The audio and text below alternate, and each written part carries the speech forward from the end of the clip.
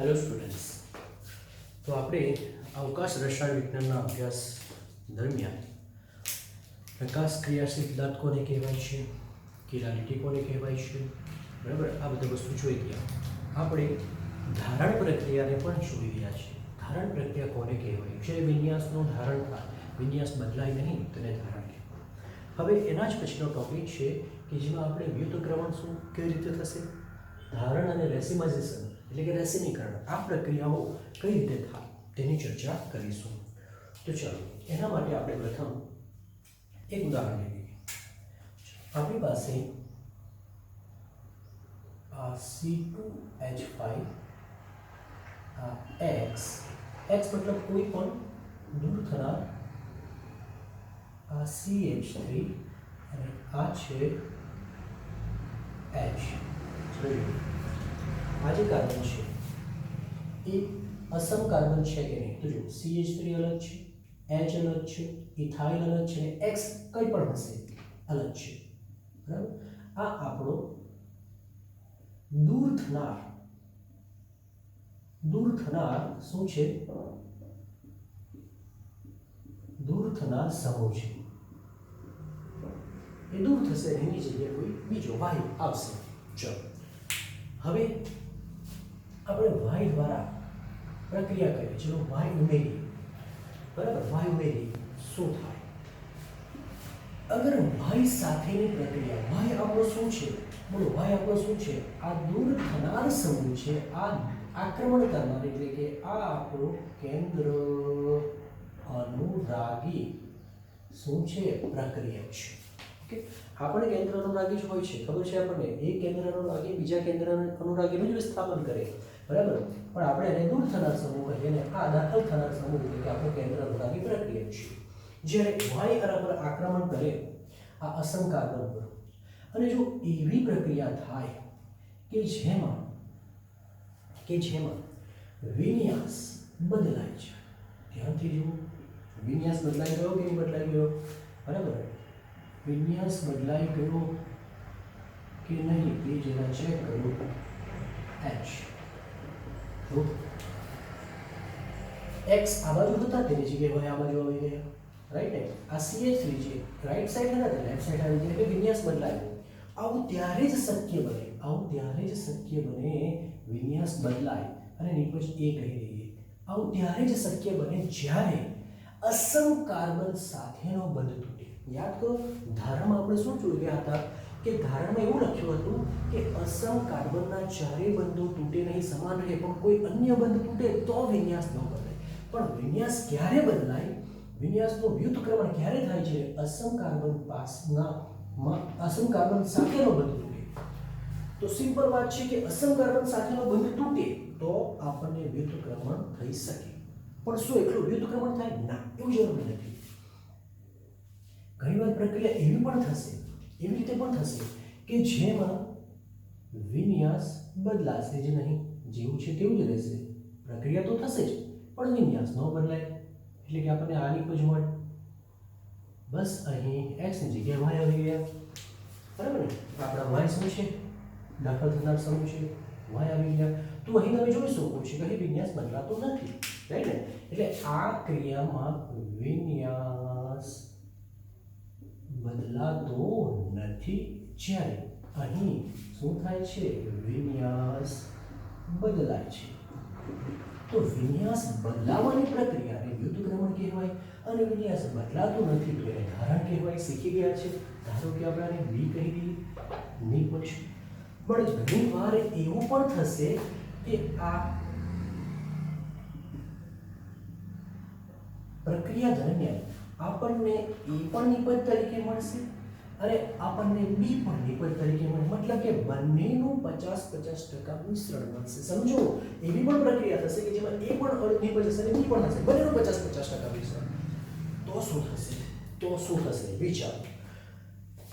આનો વિન્યાસ જેવો છે તેવો, સપોઝ આ ડેક્સ્ટ્રો હોય તો આનો વિન્યાસ બદલાયેલો છે. જો સંયોજન એક જ છે, Y જ છે, સંયોજન એક જ છે, પણ વિન્યાસ બદલાયેલો હોય તો એક ડેક્સ્ટ્રો હોય એક લીવો હોય. સંયોજન બદલાય તો ભ્રમણ બદલાય, સંયોજન બરાબર, સોરી, સંયોજન એક જ હોય અને વિન્યાસ બદલાય તો ભ્રમણ બદલાય. તો ડેક્સ્ટ્રો હોય તો લીવો હોય. હવે ડેક્સ્ટ્રો અને લીવોનું સરખું મિશ્રણ, બોલો શું કહેવાય ને? રેસિમિક મિશ્રણ. એટલે આ પ્રક્રિયાને રેસિમીકરણ કહેશું. એ અને બી ના સૂત્ર તમારે લખી દેવાનું. તો લખીશું, જ્યારે સંયોજનના અસમમિત કાર્બન સાથે નો બંધ તૂટે તો મળતી નીપજ તો પ્રક્રિયા ત્રણ પ્રકારે થઈ શકે. તો ત્રણ પ્રકારની નીપજ તૂટે તો ત્રણ જુદી જુદી પ્રકારની પ્રક્રિયાઓ થઈ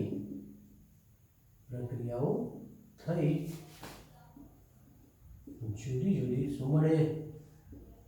નિપજ મળે. તો શબ્દ બહુ અગત્યનો છે કે અસમમિત કાર્બન સાથેનો બંધ તૂટે તો જ આ ક્રિયા થાય, નહીં તો ફક્ત ને ફક્ત ધારણ થાય. ઓકે, ચાલો.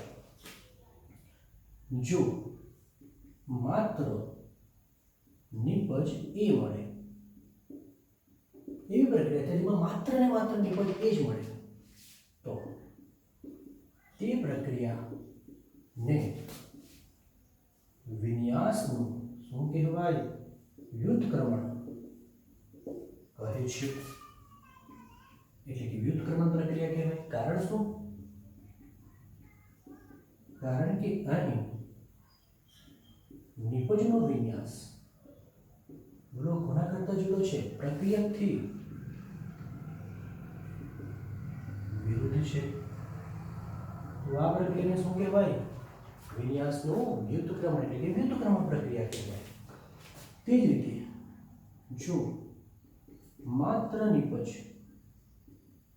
બી મળે તો તે પ્રક્રિયાને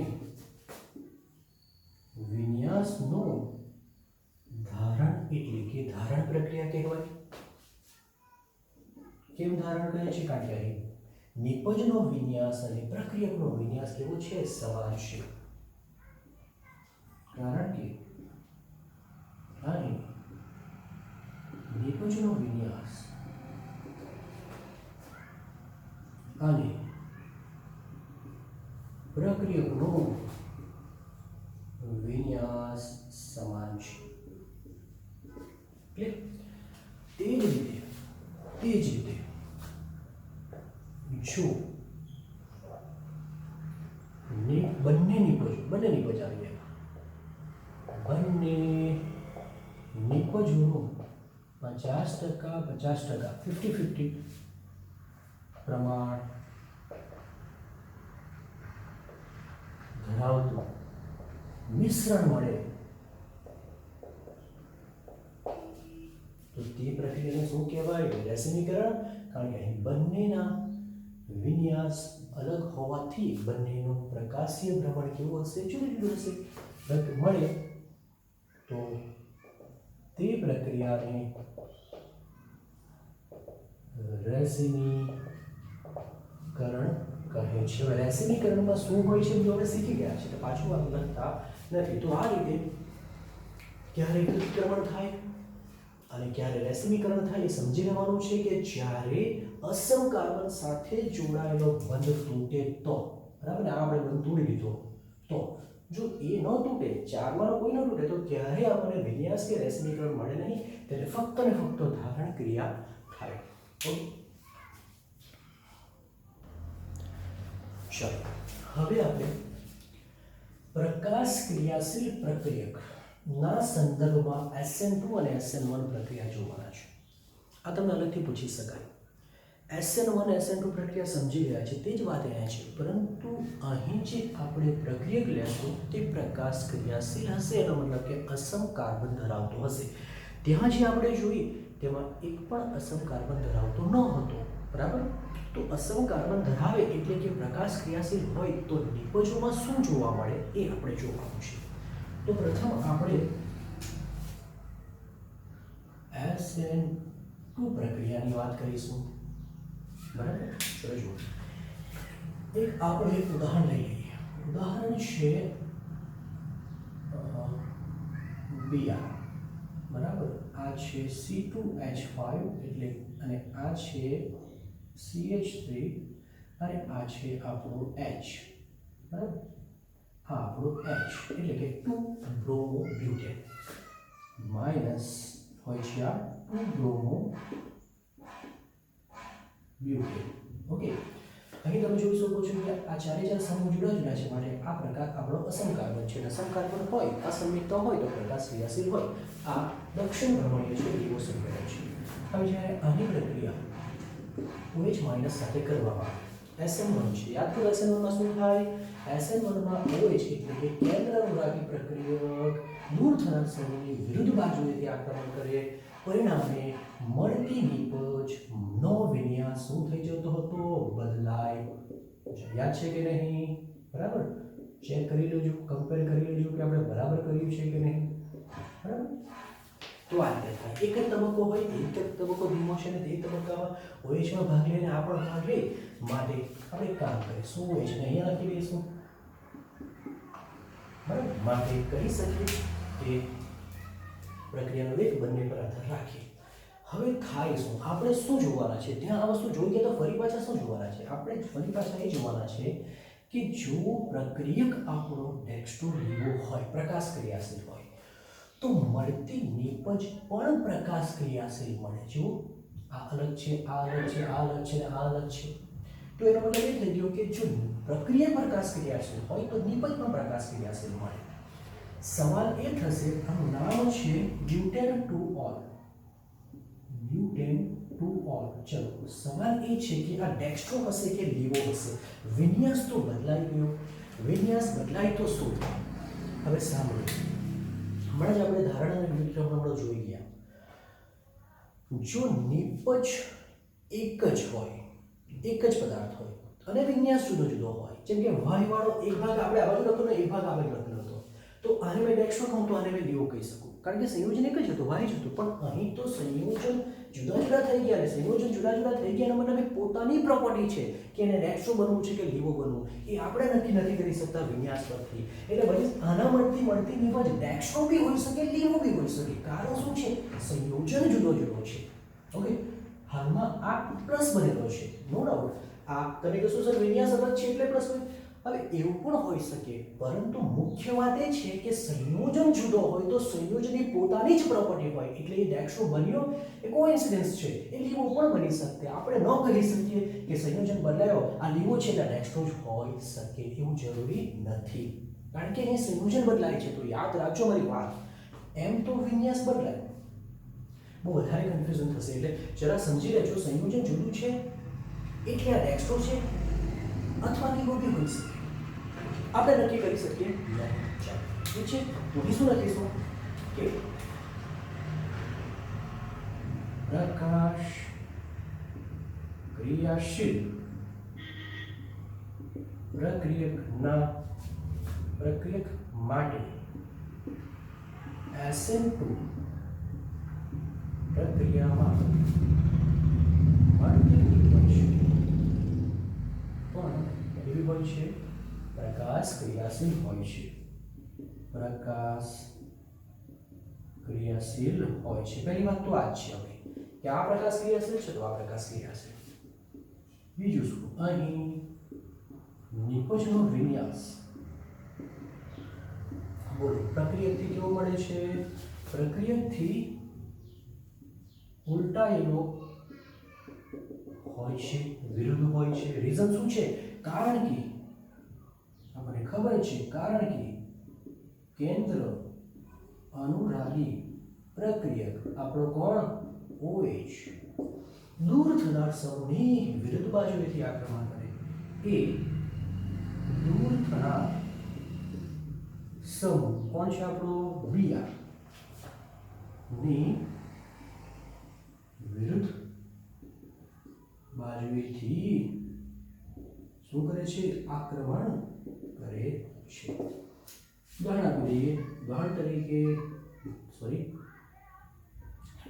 લીવો 2 બ્રોમો બ્યુટેનની OH માઇનસ સાથેની પ્રક્રિયાથી બોલો શું મળે છે? નેક્સ્ટ બ્યુટેન 2 ઓર મળે છે. બરાબર. જોવા જેવી વાત શું હતી કે આ લીવો છે તો આ નેક્સ્ટ જ બનશે એવું જરૂરી હોતું નથી, કારણ કે સંયોજન બદલાય તો દરેક સંયોજનની પ્રોપર્ટી જુદી જુદી હોઈ શકે. ઓકે, ચાલો આ SN. હવે વાત કરીશું આપણે કોની? તો SN1 ની. ઓકે, SN1 માં તો બે તબક્કામાં થતી હતી પ્રક્રિયા. આ જ ઉદાહરણ લઈ લઈએ આપણે. બરાબર. SN1 માં તો બે તબક્કામાં થતી હતી પ્રક્રિયા. ચાલો તો ધ્યાનથી જુઓ. આ આપણો Br, આ છે C2H5, આ આપણો CH3 અને આ હોય છે H. અસમ કાર્બન હાજર છે એટલે કે એ પ્રકાશ ક્રિયાશીલ છે. કેમ? તો કે અસમ કાર્બન હાજર છે. હવે તમને ખબર છે કે પ્રથમ તબક્કામાં શું થાય? તો પ્રથમ તબક્કામાં વિષમ વિભાજન થાય અને આપણને કાર્બોકેટાઇન મળતો હતો. હવે કાર્બોકેટાઇનમાં જે કાર્બન હોય એ બોલો કેવો હોય છે? એ કાર્બન sp2 સંકરણ ધરાવે. આ જે કાર્બન હોય છે કે જે ધનવીજભારિત હોય છે sp2 સંકરણ ધરાવે અને sp2 કેવો હોય છે? સમતલીય, એટલે કે આ સિગ્મા અને આ સિગ્મા એક જ સમતલમાં હોય છે. જ્યારે અહીં આપણને ખબર છે કે આ ભાગ સમતલની બહાર હોય અને આ સમતલની અંદર હોય, કારણ કે આ 3D રચના છે. તો આ તમારું પ્રક્રિયક થયો, એમાંથી કાર્બોકેટાઇન મળ્યું. હવે સેકન્ડ સ્ટેપ, આ તબક્કો તો મને ખબર છે ને, ધીમો હતો, રેટ ડિટર્મિનેશન સ્ટેપ કહેતા હતા. સેકન્ડ સ્ટેપમાં ધ્યાનથી જોવાનું છે કે કાર્બોકેટાઇન છે સમતલીય છે, સમતલીય. તો એનો મતલબ એ થઈ ગયો કે એની પાસે જે બે કક્ષકો ખાલી છે, બે કક્ષકો ખાલી હોય, કાર્બોકેટાઇનમાં બે કક્ષકો ખાલી હોય. તમે જોઈ લેજો. બરાબર. કહેવાનો મતલબ બે કક્ષકો ખાલી હોય એવું કહેવાનું ઉચિત નથી, પણ એમ કહી શકીએ કે એ સમતલીય છે. તો તેવા કિસ્સામાં પોસિબિલિટી એ છે કે આ OH આ બાજુથી આક્રમણ કરી શકે, પણ પોસિબિલિટી એ પણ છે કે આ OH પછાડીથી આક્રમણ કરે. થાય કે નહીં? કારણ કે એને અટકાવવા વાળો તો કોઈ પણ નથી. તો અહીં તમને બે નિપજ મળવાની શક્યતા છે. જો આ બાજુથી આક્રમણ કરે તો સમજો કે આમ OH અને આ C2H5 sp2 માંથી હવે sp3 બનવાનો. એનો મતલબ કે ફરી પાછો 3D આકૃતિ ડ્રો કરવી પડશે. તો આવું મળશે. પણ બની શકે પછાડીથી આક્રમણ કરે તો તેવા કિસ્સામાં આપણને આવી નિપજ મળશે.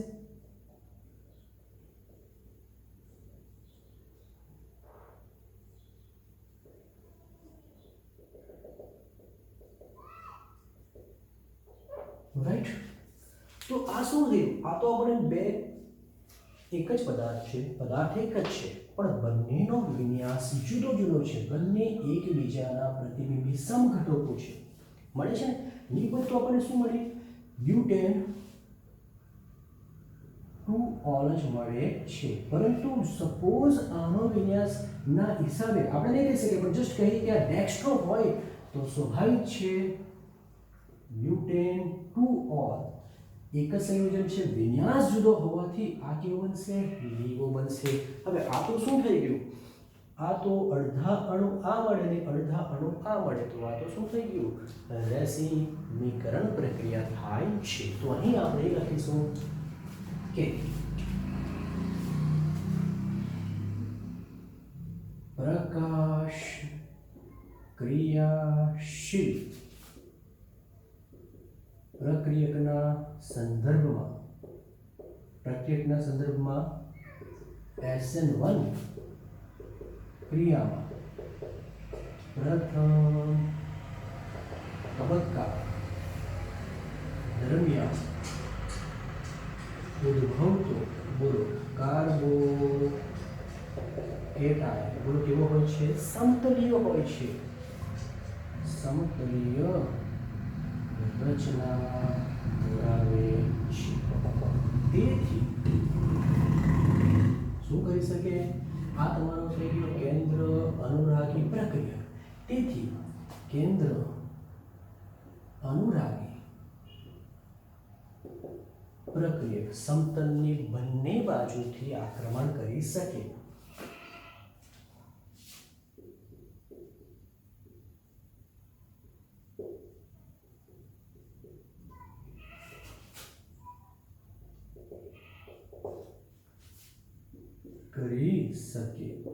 માટે મળતી બે નિપજો પૈકી એકનો વિન્યાસ જે હોય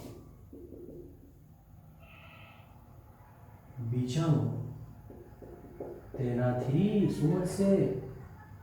વિરુદ્ધ મળે છે. એટલે કે ડેક્સ્ટ્રો અને લીવોનું 50% શું મળે છે? મિશ્રણ મળે છે. એટલે કે ડેક્સ્ટ્રો અને લેવો સમઘટકનું 50% મિશ્રણ મળે છે, જેને શું કહેવામાં આવે? રેસિમીકરણ. રેસિમીકરણ પ્રક્રિયા અથવા રેસિમિક મિશ્રણ રેસિમિક